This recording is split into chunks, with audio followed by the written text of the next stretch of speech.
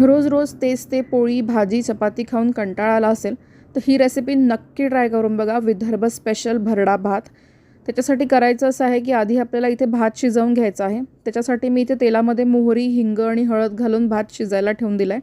आता इथे मी चण्याची डाळ होती तिला हलकं ड्राय रोस्ट करून घेतलं होतं. खूप भाजायचं नाही आहे आणि त्याचा भरडा करून घ्यायचा आहे आपल्याला.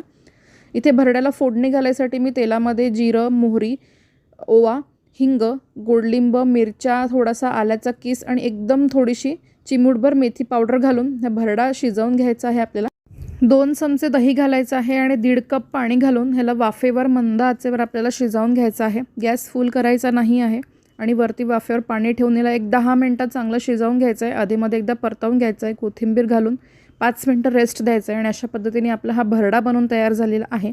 गरम गरम फोडणी घालून ह्याला खायचा ताकासोबत आणि चॅनलला लाईक आणि सबस्क्राईब करायचं. थँक्यू.